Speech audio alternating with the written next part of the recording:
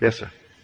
What did Abdullah tell you to do between the time that you imagine, what you're imagining, and between that time and the time of demonstration? Well, I'll tell you in details exactly how we got together. It was 1933. If you remember, there was a frightful depression on in our country. Millions were unemployed. In New York City, you would go through the tunnel into Gimbels from, say, the square where Gimbels begins. It goes all the way through to the Holland Tunnel. They were sleeping with the permission of the mayor, 3 and 4 deep, as far as the eye could go. There's no place to go. In the park, in the summer months, they were allowed to sleep in the park, sleep all over the place. And the long lines for coffee and bread that were there to give them. There were millions unemployed. We then had a population of not more than, say, 130 million, as against today's 192 million. I was a dancer, and if you couldn't eat, you couldn't pay to watch a dancer. So there were no shows playing on Broadway. I think we had 5 Broadway shows, and they were running on paper. Yes, people passing out paper to go and see them, really, instead of the usual 50 and 60 shows that you used to get. Well, what I'm getting at, I didn't have a job, I had no money, and I was living in a basement on 75th Street, and he lived on 72nd Street, in a very lovely home that was owned by Morgenthau, whose son was then the treasury of our country, a cabinet member, but his father owned this house, but he didn't live there, and he rented the first floor to my friend Abdullah. I said to Abdullah in the month of October, late October, Ab, you know, I've been gone from Barbados for almost 12 years. Came here in 22. And it's almost 12 years. I've never had a desire to go back. But now I have a hungry desire, a haunting desire to go to Barbados. Not a thing stops me but the lack of money. I have no money. He said to me, you are in Barbados. I said, I'm in Barbados? He said, yes, you are now in Barbados. And so you see Barbados, and you see America from Barbados, and you can smell the tropical land of Barbados, see only the little homes of Barbados, and that's all you do. You just simply sleep this night in Barbados. Well, I thought him insane, really. I mean, at the moment, it seemed so stupid, because 72nd Street, we still had 50 and 60-story buildings. And little Barbados was a little 3-story building, almost the tallest that you'd find, and narrow little streets and no sidewalks. And I'm walking on a sidewalk wider than the wide street of Barbados on 72nd Street. Well, nevertheless, that night I slept in Barbados. I assumed that I'm in Barbados in my mother's home. And then I saw America relative to Barbados, and it wasn't under me that night. It was north of me, about 2,000 miles. Well, the next day, I didn't tell him anything. About a week later, when nothing happened, I thought I would approach him. This time we've moved into November. I said, you know, Ab, there is not a thing has happened. He wouldn't discuss it with me. He turned his back on me and went into his little library and slammed the door. About 3 times I tried to open up the discussion with my friend Ab between that moment when I first talked to him and the end. He would never discuss it. On the basis, how can he discuss with me how I am going to Barbados when I am already in Barbados? That's stupid to discuss how I'm going to go when I am in Barbados. And if I am faithful to my assumption, I can't discuss the how. I am already there. Well, this went on. On the morning of the 4th day of December, there's no job, no place to go, and the last boat that will get me there, my Christmas, is going to sail on the 6th. Under my door is a little letter from my brother Victor. And he said, as a family, we were never around the table at Christmas together. That Cecil, that is my oldest brother, he left home before the last was born. Because we have a large family, there's an interval of 8 years between my sister, Daphne, who was the 8th child, and then my brother, Joe. Well, in that interval, my brother Cecil went off to Demerara. So, never as a family were we ever together at Christmas. So in the letter, he justifies why he's asked me to come.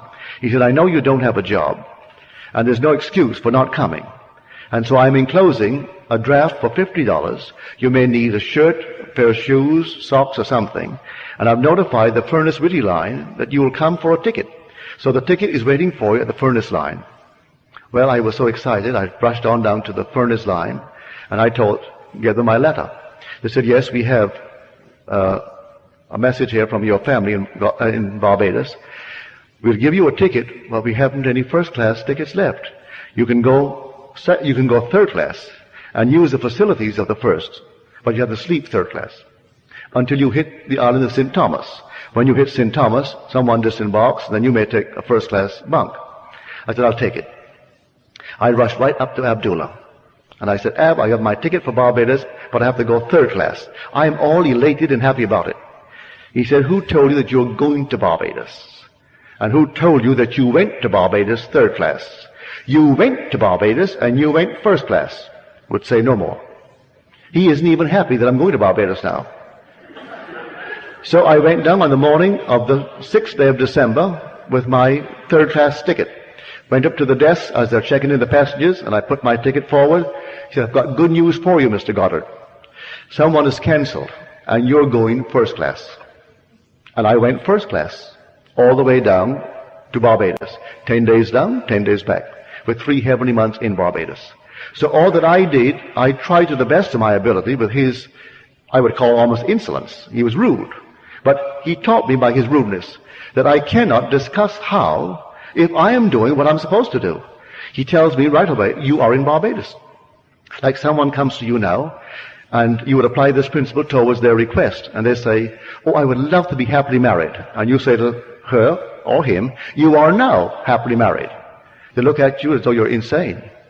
But that's exactly what you're supposed to do. You are now happily married. Well, if I am now happily married and I'm a lady, I would instantly begin to feel that ring there in my imagination. I let others see that I have my ring, for that would imply I'm happily married if it's a wedding ring. And so if I don't wear it from then on, I'm not doing what I'm supposed to do.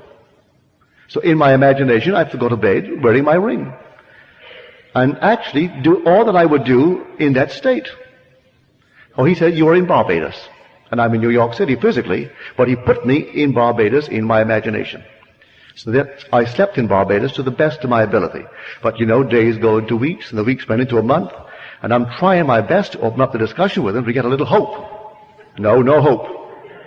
He wouldn't give me any encouragement if I did what he told me to do. But we all are human enough to want another little discussion, another little push. And so he taught me the lesson that there is no such thing as a little pregnancy. No such thing. If you did it, then you're pregnant. Let the child grow. And interference with it is going to be a miscarriage. You assume that you are in Barbados. Now you're pregnant. The idea is you're going to give birth to a journey and which is going to land you right in Barbados. So you've assumed it. That is conception. Now, don't try to argue. You have conceived. And all you have to do is to be a faithful mother and bear that child. And don't discuss it with me anymore. He never discussed it after he told me I was in Barbados. And I learned so many things from the old fellow. I came back because I wasn't drinking. I brought him 2 lovely old bottles of brandy. The best that we had in the island. 2 lovely bottles. And some rum. So I gave him my father's rum, gave him the brandy. A week later, he said to me, say, how long do you expect those things to last? Learned my lesson. I thought he would sip those things for a year. Oh no, they were gone. And he wondered how long I supposed these things to last for him. And of course he really disillusioned me terribly on so many things because I would go and dine with him. And Abdullah, I was then a strict vegetarian. I was trying to overcome it after I came back gradually. And of course he would sit down and he would have 2 or 3 big shots of rye. I mean big shots of rye. And then he would wash down his meal with a lot of porter. Or it wasn't beer, it was ale.